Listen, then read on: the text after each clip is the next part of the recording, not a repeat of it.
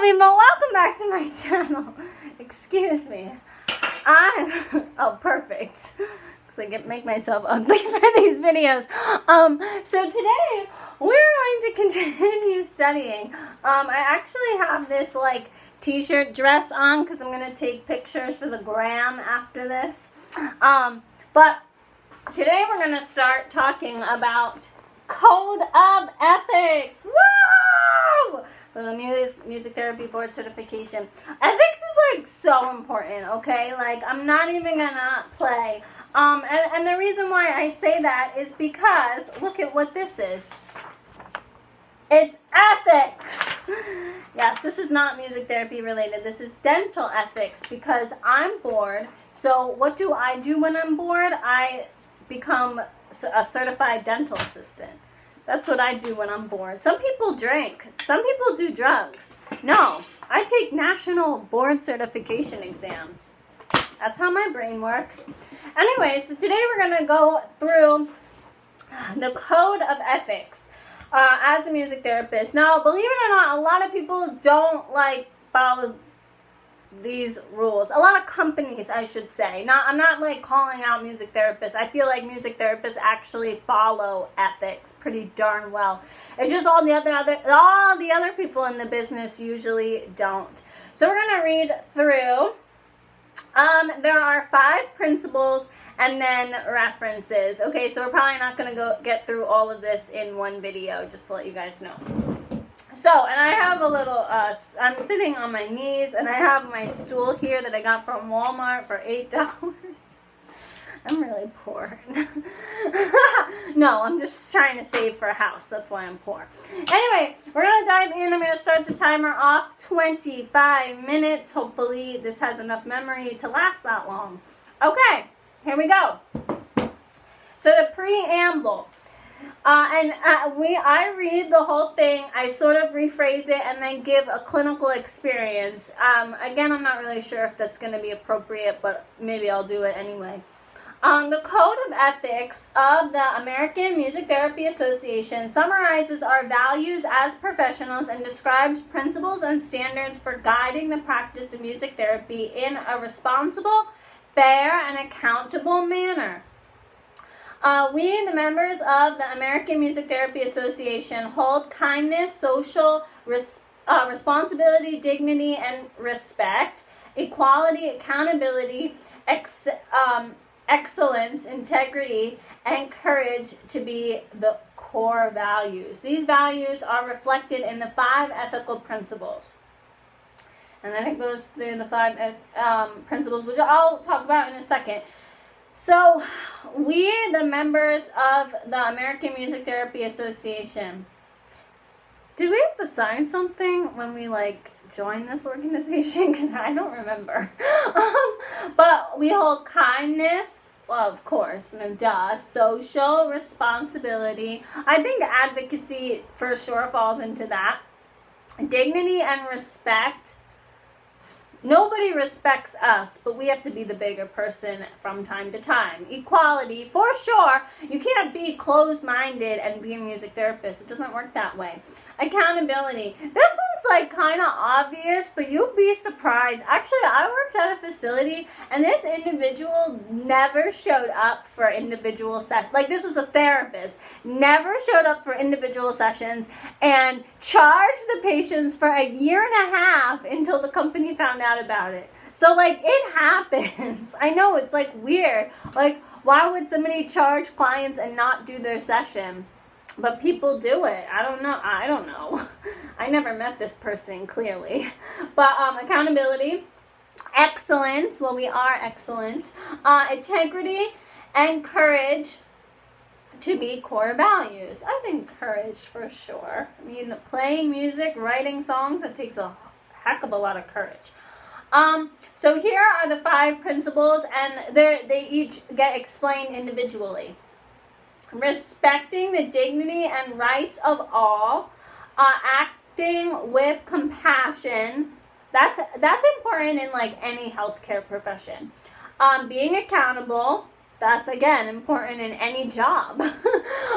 Demonstrating integrity, striving for excellence. you know what? Some people out here actually don't strive for excellence. I think that that's so weird. We here for a good time, not a long time. These values and principles provide guidelines for ethical decision making in our daily practice. Standards of behavior guides our conduct as professionals. Ethical practice is more than following a list of rules.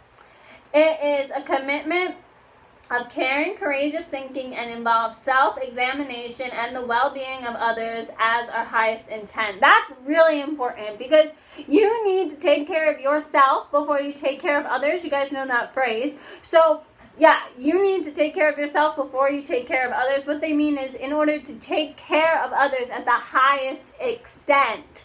And that's what we're practicing here. So if you do not have a self-care method, figure it out. Because you need to be on your A game at all times. Because somebody's life could be in danger. There's actually a quote. Somebody said like, oh, someone's life could be in your hands. I think like that's the quote. I don't know it exactly, but I was like, yeah, that's kind of true. That's true for us too. I mean, we can't necessarily actively save lives, but somebody's life could actually be like in a really compromised place when we're working with somebody, you know. We commit ourselves to uphold the value and worth of every person and to treat all with dignity. I'm going to move this down a little bit. Music therapists who encounter ethical dilemmas. Oh, this happens a lot. Oh, this is going to get juicy. Because I've encountered many ethical dilemmas. Not personally, but like others. We'll talk about it. Ethical dilemmas are advised to follow decision-making process available in the literature. Oh my God! Sorry, I kind of freaked out a little bit. I'm just going to underline decision-making process. I freaked out because look at this. Wait, where is it? Now I don't know. Here it is. Look at this. Arslanian. I know an Arslanian. And there's also a Swisher. I went to school with the Swisher. That's why I freaked out. Music therapists are advised to also consult the scope of music therapy practice and the AMTA standards of clinical practice for more detailed information to guide clinical decision-making process. It is important for music therapists to recognize our responsibility to adhere to laws, regulations, or policies of organizations and other governed body outside of the AMTA. Yeah, so you're, okay.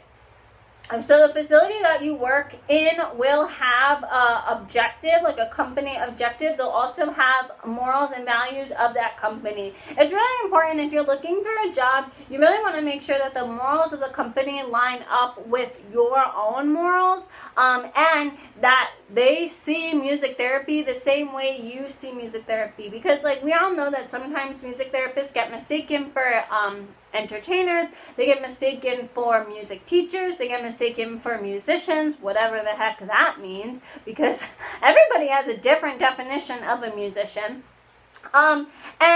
And not that that's a bad thing. Like, I've gotten hired as an entertainer before, right? Especially when I was in college. And it was great. It was great money, okay? But, like, the thing is that when you're going for a music therapy job, or that's the type of position you want, and you envision music therapy a specific way, you want to make sure that the company envisions it that same way. And the best way for you to figure out if the company and you are speaking the same language is... I don't know what's going on with this hair, excuse me.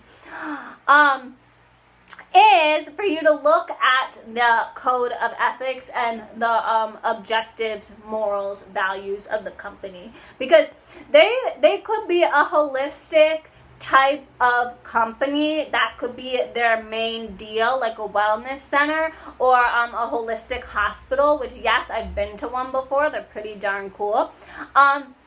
And then, okay, you guys might be in the same, I mean, at least for me, I was in the same realm, right? But then other times, some companies just view music as, view music therapists as fill in the blanks. And the reason why they hired you as a music therapist is for their company's ethical conduct. So if you know what I'm saying, that's why the code of ethics is super important, because like companies like Cheerios, for example, they work with WIC, okay, and like that's that helps. That's like an ethical component to the company. But like so sometimes companies will do things like that, where they'll hire somebody who's a holistic healer, and maybe that's you, but like they're just doing it for an ethical component. They're not necessarily doing it because the company believes in it. Okay, so that's why ethics are really, really important. Not only music therapy ethics, but ethics in general. In case where such law, regulation, or government body policies conflict with ethical responsibilities, here we go. The music therapist will address and seek to resolve conflict with those in a decision-making position with the best interests of the clients in mind. Okay, so like if you're a music therapist and you get a job at a hospital, and let's say it's a research-focused hospital, again, not necessarily a bad thing, but let's say throughout time, because you didn't look at the ethical, morals, objectives of the company, which is fine. Throughout time, you start to realize that this company is really, really into cancer research, and they're not really paying any attention to you because you're a musician. You don't understand cancer research. You know what I'm saying? So you want to bring up the conflict, exactly what they're saying. You want to talk about the ethical responsibilities. You want to talk about you as a music therapist, what you can do to help better the company. And you want to seek to resolve the conflict and make the best choice for the clients. So maybe cancer research is wonderful and great for these particular clients, but maybe in that moment they need music therapy to soothe their mind and relax them and calm them down before cancer treatment. You need to approach it that way. And again, it's okay. The company's not going to change its whole objective because you're approaching it, right? But like the thing is that you're getting your point across. You're showing the company why you're important and why you're important for the objective of the company. So there you go. I solved your issue, didn't I? Music therapists are reminded that we practice within norms and standards of the communities in which we work in, and that our behavior may influence public attitude toward the profession. That is so true.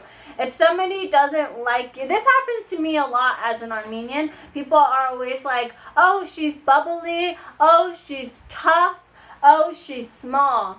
All Armenians must be bubbly, tough, and small. And no, not at all. You know, and same with music therapists. Like, you know, oh, she's a tough cookie. This is what I've heard. She's a tough cookie. She's young. She has long hair. I don't know why people always talk about how long my hair is. My hair just grows fast. It's never long. You know, it just grows fast, but whatever.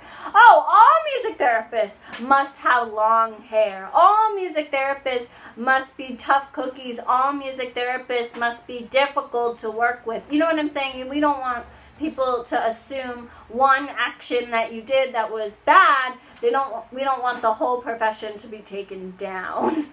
Because then they won't hire a music therapist. And that's happened before too. One time I saw a company, they didn't hire a music therapist. Well, because the music therapist before asked for extremely inappropriate salary, like an engineering master's salary, which I always talk about advocating for your salary, but like you gotta stay within your limits and your abilities. You can't be asking for too much, especially if it's a nonprofit. Then they'll go hire somebody else, and that's exactly what this company did. So now we're out of a job per se. Moving on, purpose.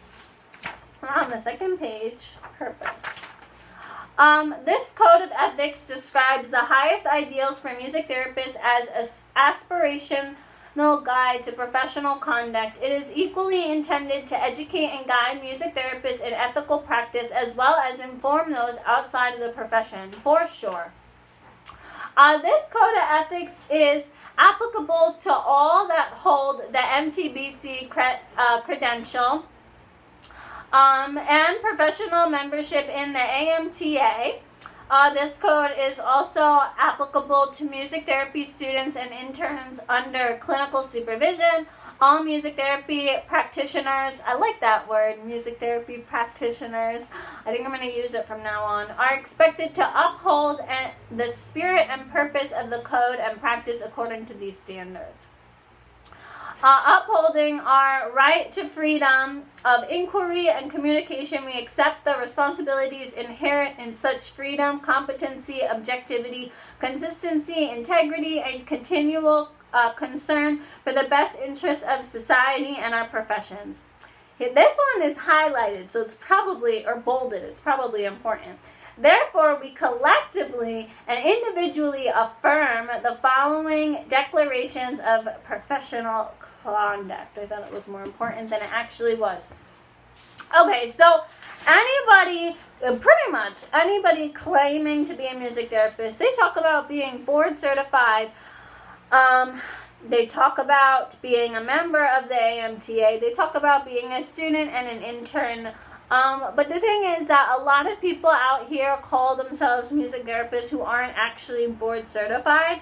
But that being said, anybody claiming to be a music therapist, regardless of whether you're board certified or not, because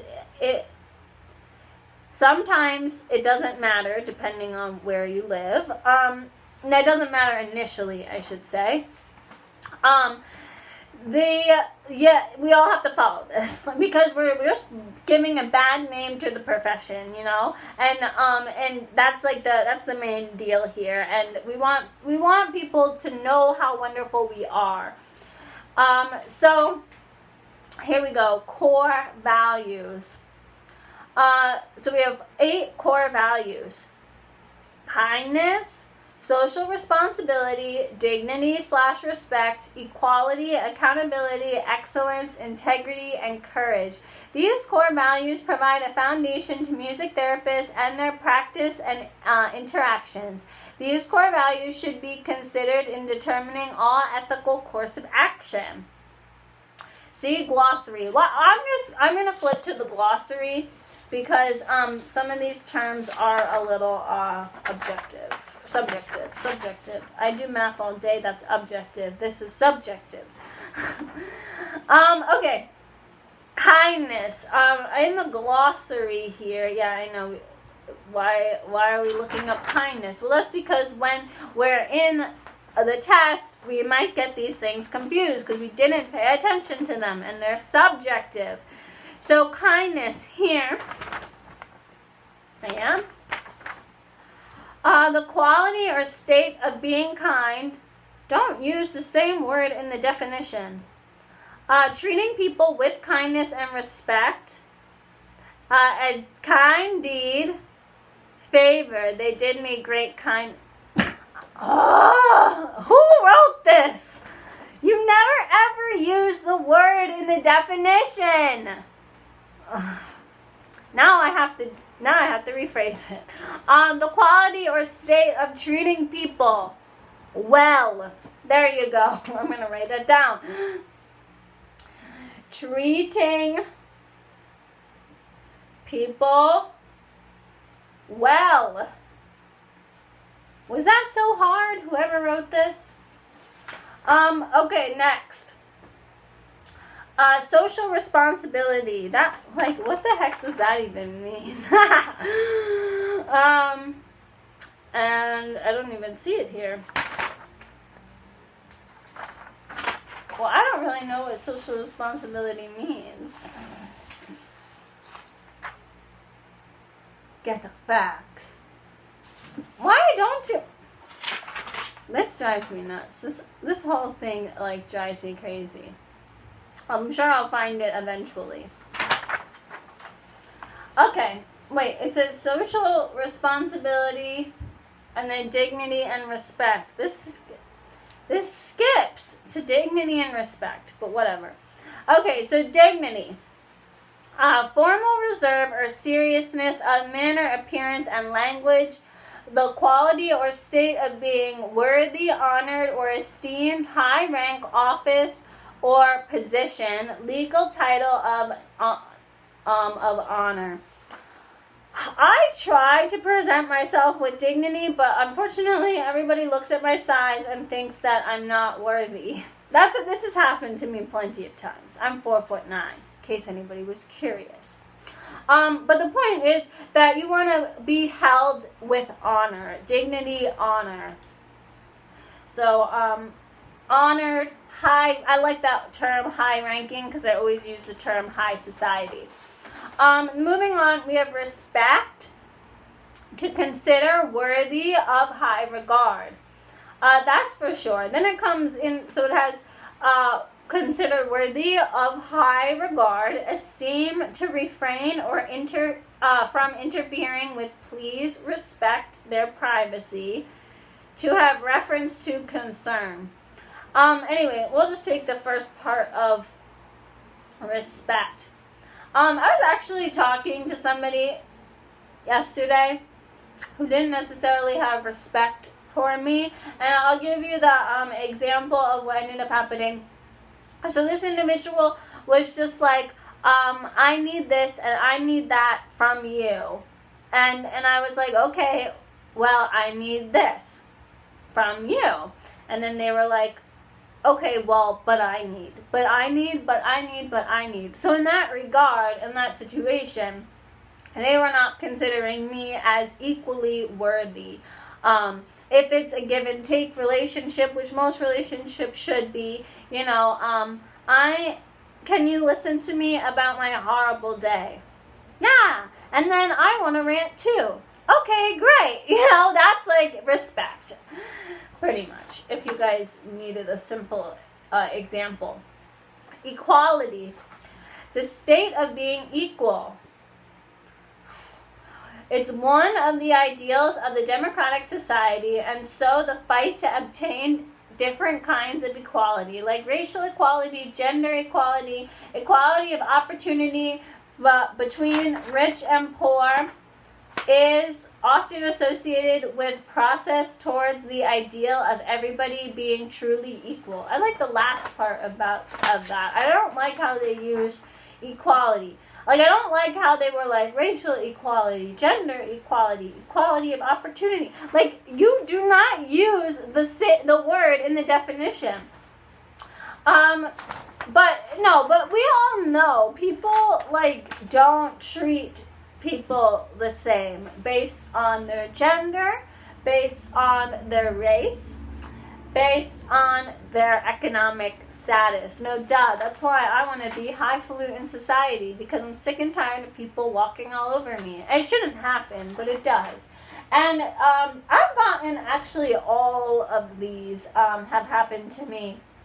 Being Middle Eastern, people don't want you as a financial advisor. Gender, people don't like when women are smart. Just saying, in certain cultures, in my culture in particular, and then of course I'm poor, but I'm going to be rich, but that doesn't seem to matter. And we all know Black Lives Matter, because that's a perfect example of equity. But I think that overall here, it's associated with the process of everybody being treated the same.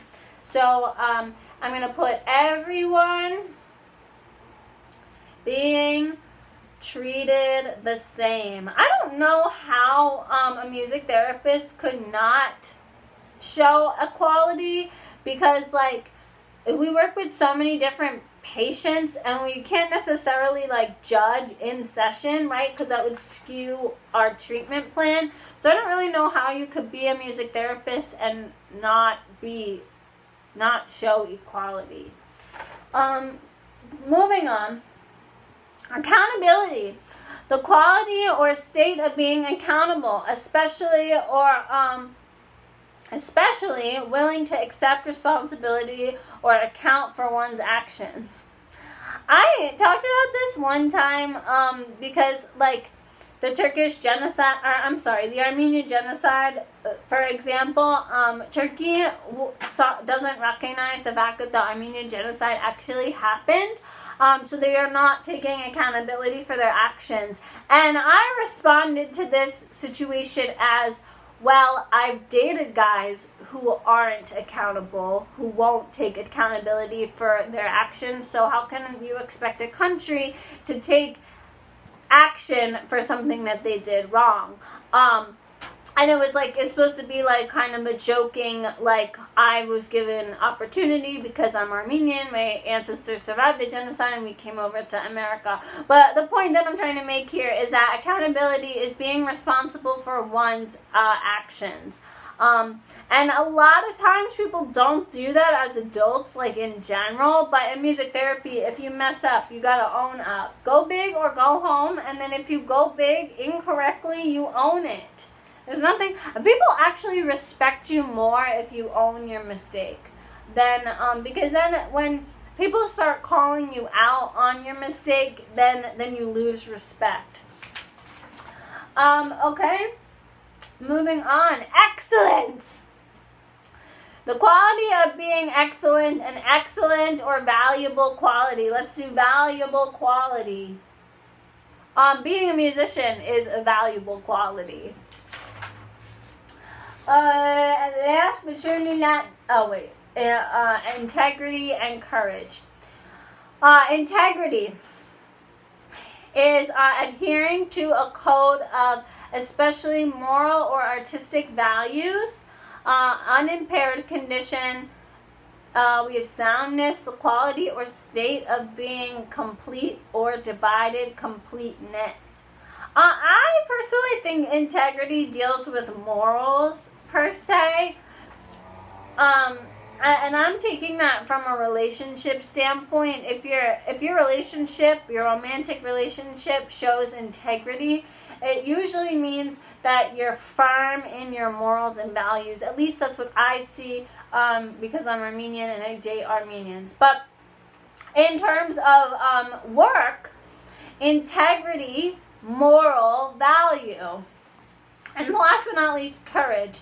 Mental or moral, I think we're out of time. Mental or moral strength to venture, pursue, and withstand danger, fear, or difficulty. Yeah, being open to being vulnerable. That's courage. I'm gonna write that down. Being open to being vulnerable. This is active studying for the most part. I mean, you guys are just like watching me, but overall, it's like this is as good as active studying is gonna get through the screen, and I think that that's pretty good. But yeah, that's what I'm gonna leave you guys off with before we continue. We're gonna pick up at principles of ethical practice in the next video. But overall, it's important to actively be studying. I don't think I mentioned that in any of my videos just yet, but actively studying, walking around the room, listening to me while reading, writing down stuff. Don't write down word for word, rephrase it, and that's what I kind of do in these videos. Obviously, I rephrase. I'll show you guys. Yeah. So that's what I encourage you guys to do, because it just helps. It makes, you don't have to study for as long if you actively study. Fun fact. Okay, talk to you guys later. Bye!